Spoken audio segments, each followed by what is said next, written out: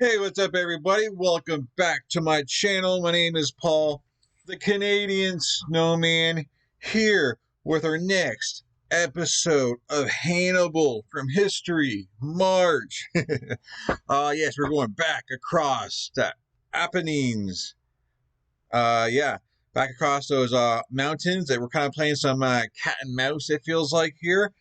Hannibal, if you haven't seen it, you definitely need to check out the last episode because it was just genius and it's really cool. He just disappeared in the middle of the night. He had some oxen carry torches as a diversion while he did caught his army out of Dodge. It was pretty ingenious and yeah, fun stuff. Very fun kind of episode. And yeah, it's very short, so you're not gonna be wasting any time, so much time. So just go check it out and then come back here and then we'll enjoy this episode. Makes perfect sense, right? I think it does. But anyways, I don't know what's going on here. I'm assuming I get he's good. It doesn't say any kind of battle, so I'm pretty much expecting it to be a setup for the next episode. Kind of, we're gonna get troops and what is the next? I know you guys are probably like, don't check to see the next episode. Okay, we're doing the battle. Okay, there's a battle next. Okay. I'm probably gonna now everyone's gonna be clicking away like, oh crap, there's not a battle this episode. I don't want to watch this. Well, stick around and watch it because it's gonna be cool anyway. But I'm expecting them, to kind of get themselves in place for the next battle. Like they're gonna go back across the mountains, and Hannibal's gonna get himself situated, and then what's that guy's name? Like Ferdinand? Is that his name, or is it? Or I think it's Ferdinand is from the 30 Years' War. Man, I forget. I'm sorry, I got his name wrong. I'm gonna find out in a second though, because he's the one that's gonna be who's after Hannibal and wants to be the one to stop him. And he's being really careful too right now. He's being really careful. You, you know, he doesn't want to lose, so when he does battle, he wants to make sure he has the best. So you have some pretty cool generals. Obviously, Hannibal's amazing, but this guy is not taking Hannibal lightly, and he's not going to attack Hannibal unless, all the odds are in his favor. So that's pretty much where we're at right now. Don't know really what to expect. Like I said, I expect this kind of to be like the setup for the battle. Obviously it will be a setup, but you know what I'm saying. We're going to get the pawns in place and the king and queens in place. All that. I don't know, guys. You know me, I like to ramble on. But anyways, guys, please hit that like and subscribe if you haven't yet. Please. Yeah, you right there. Yeah. All right, sorry. Can you tell I'm tired? We're going full screen here. This is part 9, guys. Can you believe it? We're on the 9th episode, so definitely go. Also, if you're new here, definitely start from the beginning of the series. It's pretty amazing. So we're part 9, guys, and yeah, here we go. Bam. Back across Apennine Mountains, Hannibal, part 9.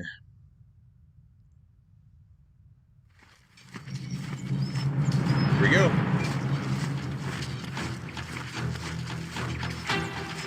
The oxen, yes, sir. It's late summer, 217 BC. As the fires across the Falinus Valley died down after months of Carthaginian raiding, the locals returned to their burned towns and cities, struggling to bring their lives back to normal. Damn. Having outwitted Fabius, Hannibal escaped the valley. And now there was real fear in the Roman Senate as the Carthaginian general marched north towards Rome itself.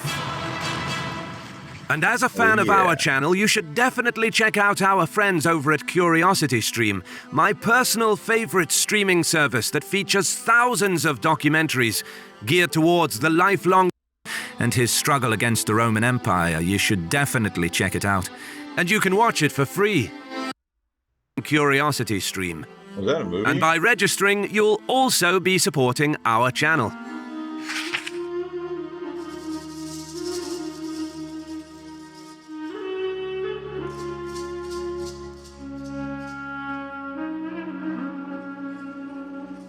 Escaping the Argophalanus Valley with his army and plunder intact again highlighted Hannibal's genius.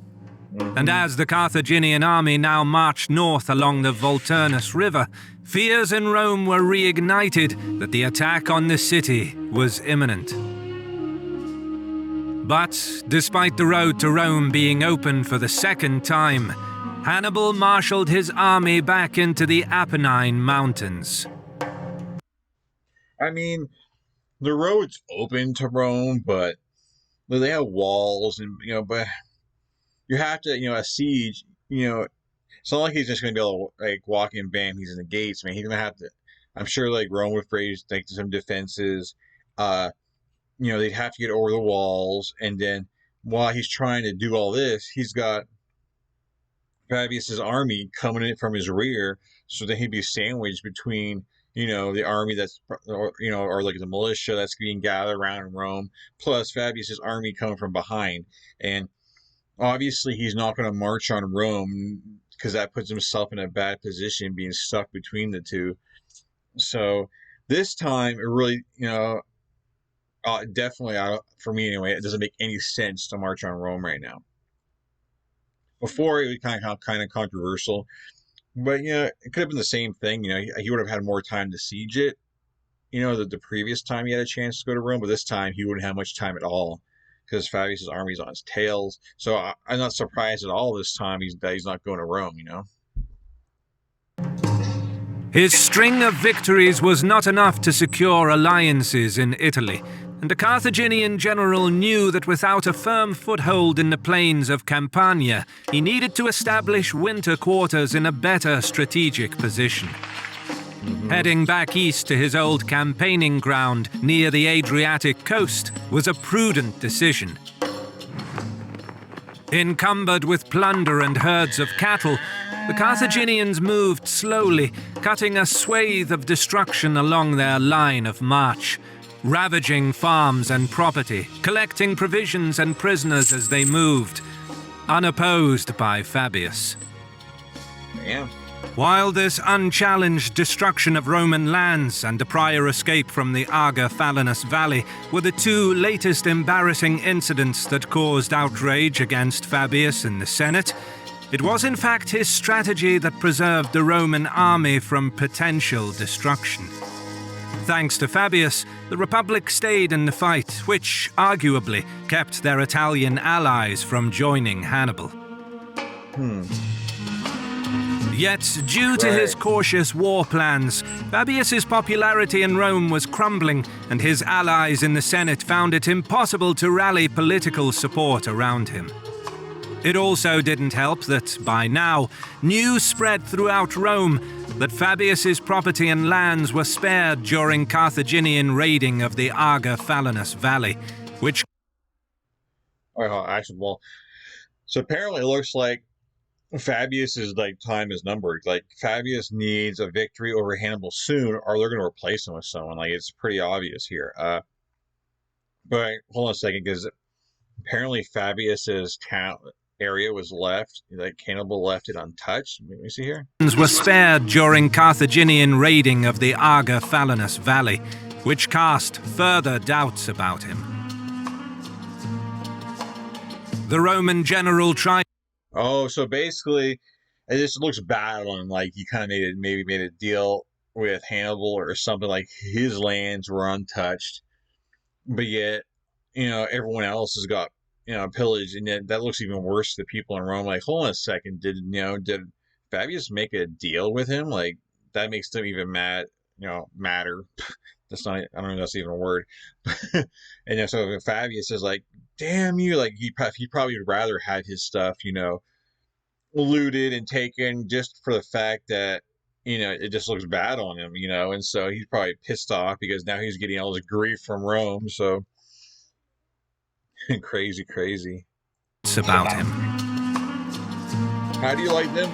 The Roman general tried in vain to improve his reputation by selling parts of his property to ransom Roman prisoners from Hannibal, after hearing that the Senate would not fund their release.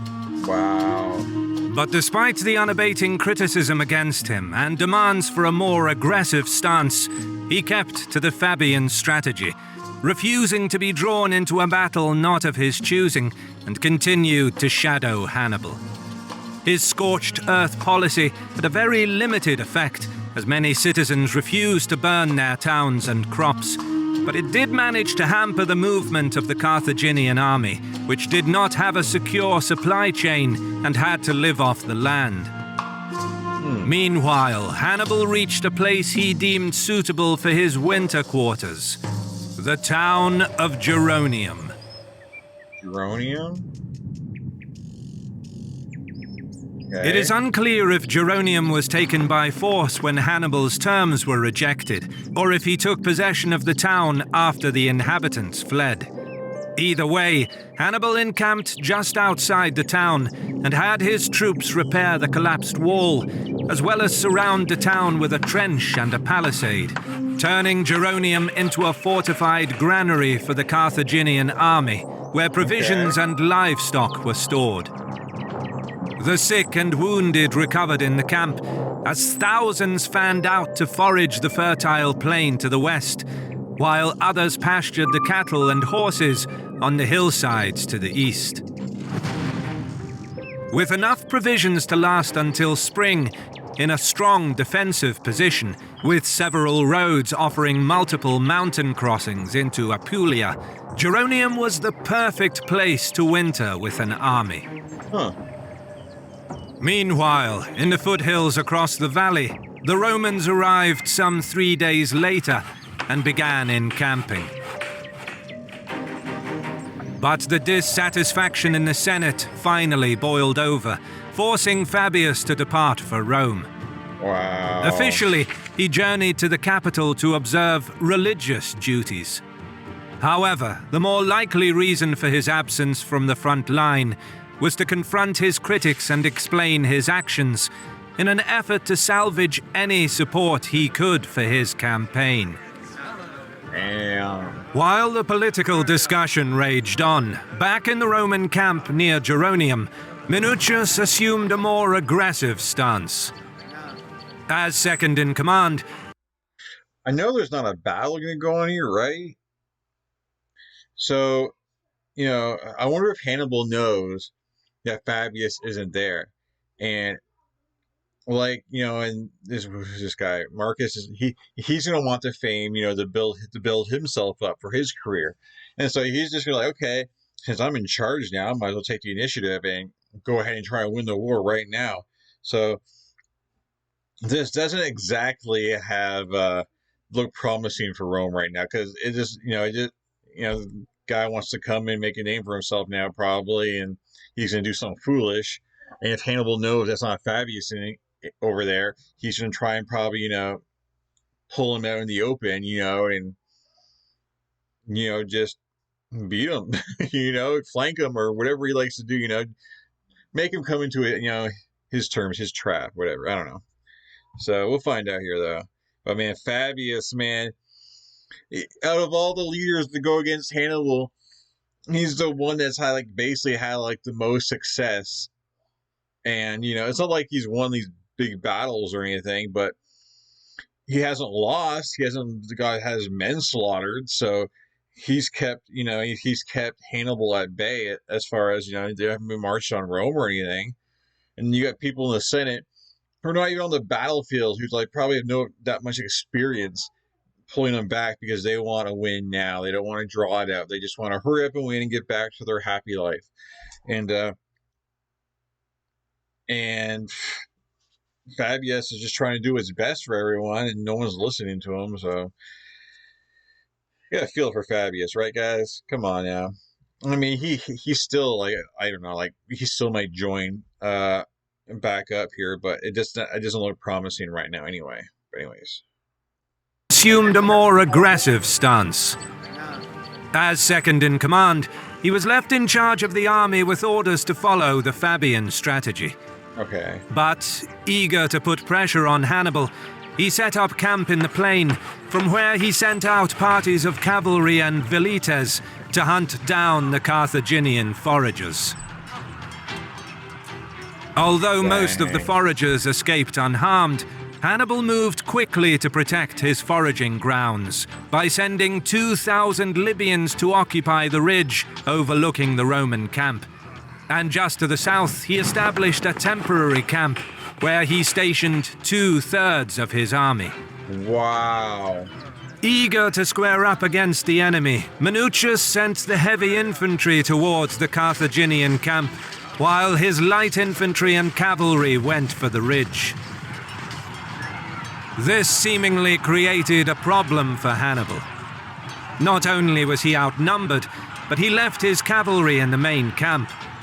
Okay, I was like, come on, like, where's the hidden, like, Hannibal army here? Like, I'm waiting for, like, someone to get flanked out from the, like, the bottom here and everything, but no, apparently not right now. So, and we know how good, you know, Rome's infantry is. So, you know, that they go like straight on one like that. It doesn't seem like a very good idea, you know, considering like a lot of Hannibal's victories are strategic, you know, they're not just head-on straight battles. Like he tries to get the upper hand any way he can. So it just doesn't seem like him right now. Not only was he outnumbered, but he left his cavalry in the main camp.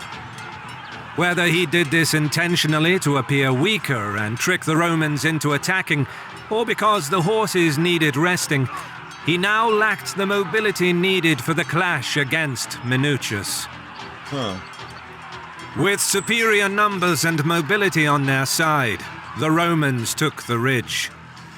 Seeing his chance to put more pressure on the Carthaginians, Minucius moved his camp to the top of the captured hill. Okay. Expecting another attack, Hannibal restricted all foraging operations, keeping the troops in a state of readiness within the forward camp. But Minucius stayed put, and after a few days of inaction, the Carthaginian general finally broke the stalemate by sending troops to forage in ever-increasing numbers each day, until eventually some 4,000 men were committed. Dispersing so many troops in the surrounding countryside, while already being outnumbered, begs the question, did Hannibal so desperately need provisions for the winter and was forced to forage?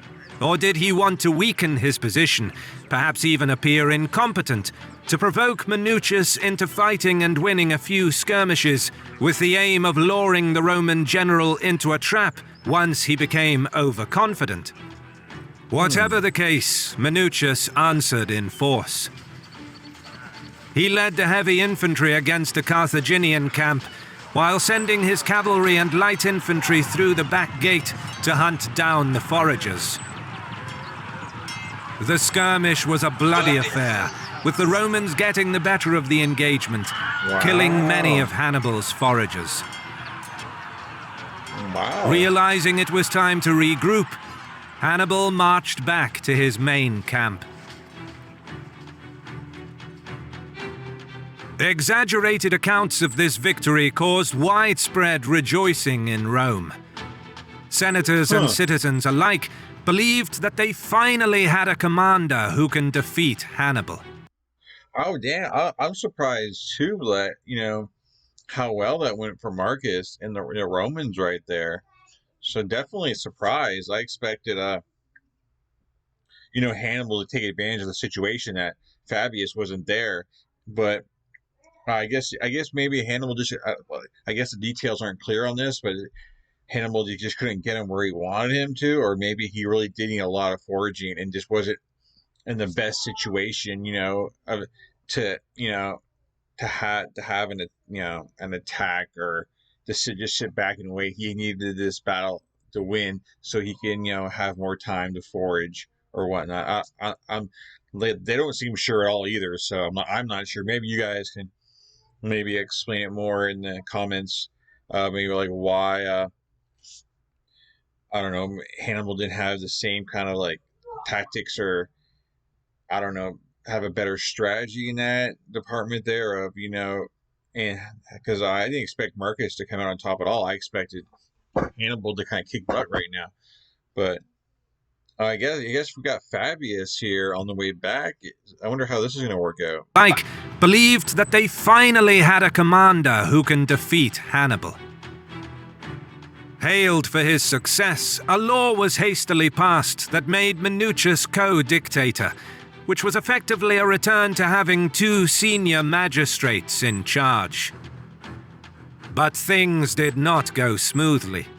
Fabius urged caution, while Minucius wanted to take aggressive action. Due to persistent arguments over strategy, Fabius proposed that they command the army on alternate days, or split the army into 2 independent commands. Minucius decided... That just seems like an awful idea. Okay, well, I'll take charge today, you can take charge tomorrow. Well, it doesn't really help for Fabius when he wants to sit back and wait, take a cautious strategy if the next day, you have Marcus wanting to attack.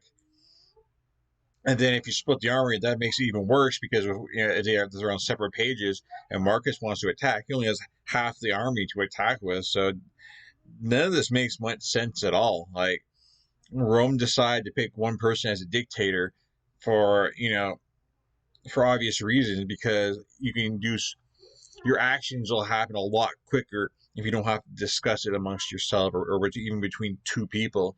You can make snap decisions, because sometimes you have to make snap decisions because you're kind of backs against the wall and you got to hurry up and make a decision. Well, if you're arguing with your counterpart, it doesn't exactly work in your advantage. So I don't really get this at all. I don't know. It seems like a couple like brothers squabbling, over who wants to do what. I don't know. This doesn't make any sense to me. I don't know. Split the army into 2 independent commands. Minucius decided to take 4 legions and establish his own camp.